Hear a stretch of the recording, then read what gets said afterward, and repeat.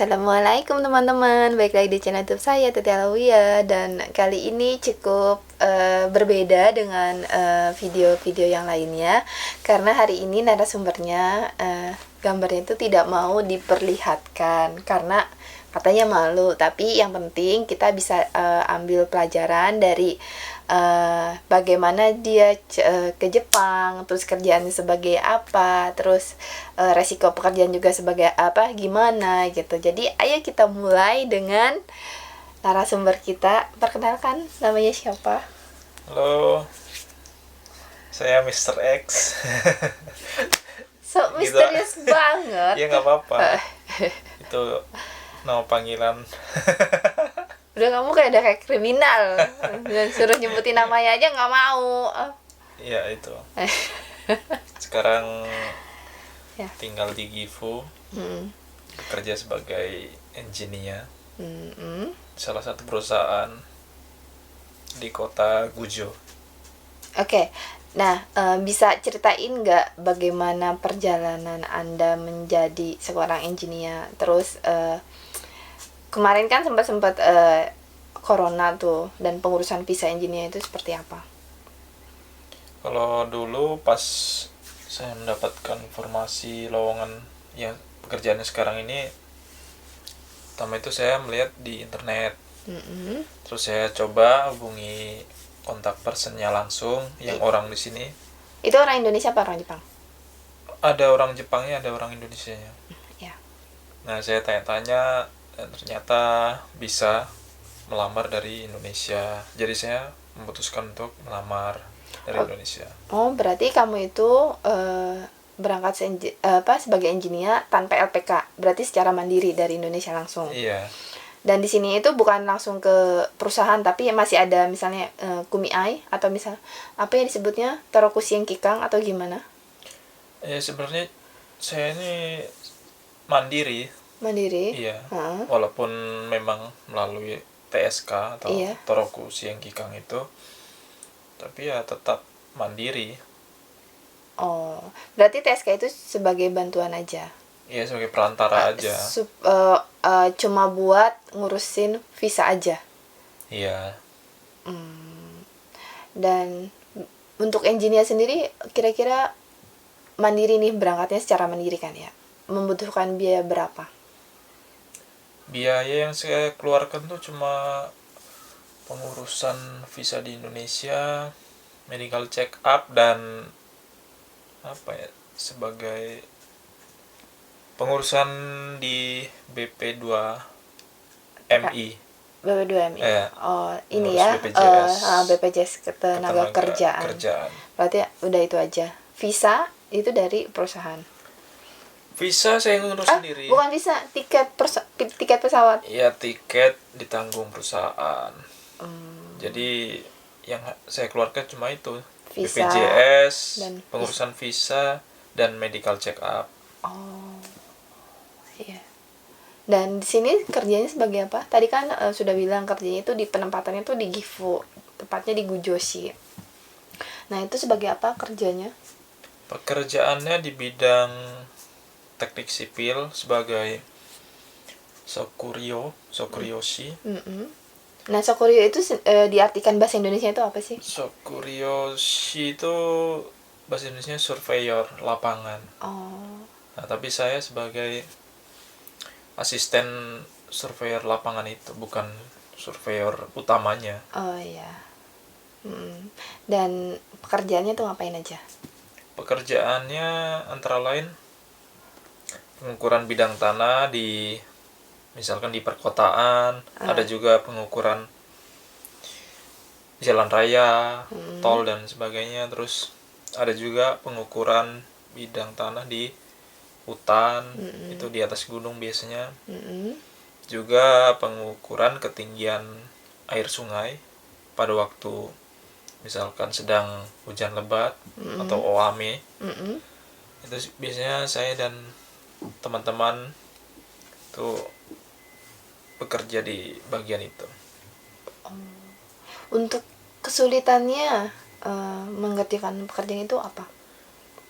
Kalau kesulitannya pastinya di bagian Yogo ya, Semong Yogo. Mm-mm. Itu kan karena Bahasa-bahasa yang bahasa digunakan teknik yang digunakan itu kan beda dengan bahasa sehari-hari. sehari-hari percakapan. Jadi ya harus menyesuaikan pada waktu saya datang awal-awal. Mm-mm. Dan juga ini kan pekerjaan kebanyakan di lapangan. Mm-mm. Tuh kalau cuaca buruk, saya bekerja di kantornya. Ngapain tuh biasanya kalau di kantor? Biasanya di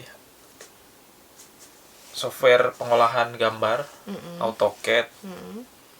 dan juga membuat dokumen-dokumen laporan. Oh, gitu. Dan untuk sampai saat ini kira-kira udah berapa menit kerja sebagai Sokuryoshi? Sekitar Sekarang udah hampir 7 bulan. 7 bulan. Iya. Dan kamu tuh mengerjakan pekerjaan itu gimana rasanya?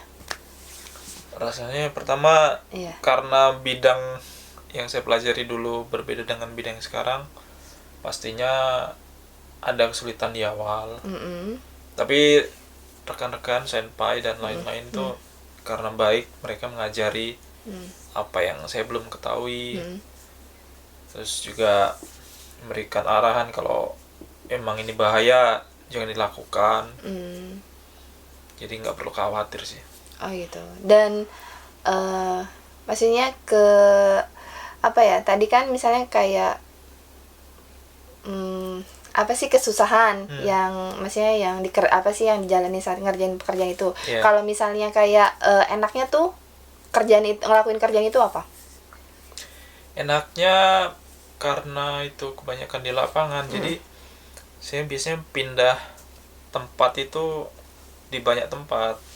Oh nggak hanya satu tempat aja, berarti ke beberapa titik ke gitu. beberapa tempat. Terus juga sering dinas keluar kota, jadi saya bisa tahu kota-kota yang lain yang belum pernah saya kunjungin sebelumnya.